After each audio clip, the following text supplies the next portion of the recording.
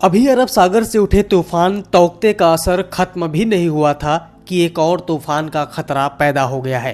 बंगाल की खाड़ी में एक कम दबाव का क्षेत्र बन रहा है। इस तूफान से ओडिशा और पश्चिम बंगाल को सबसे अधिक प्रभावित होने की संभावना है। बंगाल की खाड़ी में बन रहे तूफान को यास नाम दिया गया है। अरब सागर और बंगाल की खाड़ी भारत के दो अलग अलग छोरों पर हैं। एक पश्चिम में है तो दूसरा पूरब में। हालांकि दोनों में काफी अंतर है और तूफान भी ज्यादा पूरब में स्थित बंगाल की खाड़ी से ही आते हैं।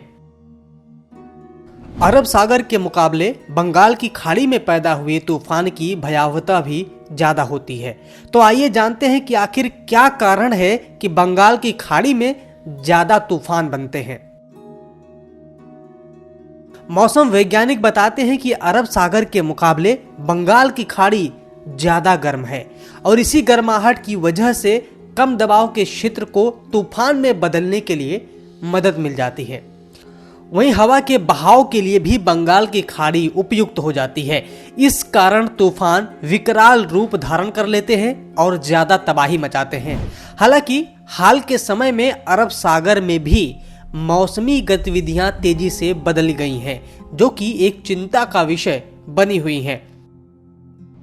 वैज्ञानिक बताते हैं कि ग्लोबल वार्मिंग के कारण अरब सागर के तापमान में भी बढ़ोतरी हो रही है। इस वजह से पहले के मुकाबले अब वहां पर ज्यादा तूफान पैदा हो रहे हैं। तौकते तूफान को लेकर अरब सागर में अब तक एक के बाद एक 4 तूफान आ चुके हैं और चारों मानसून से पहले आए हैं।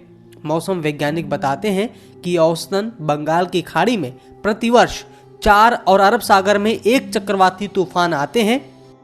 साल 2018 की बात करें तो बंगाल की खाड़ी में 4 ही तूफान आए, लेकिन अरब सागर में इनकी संख्या 1 से बढ़कर 3 हो गई।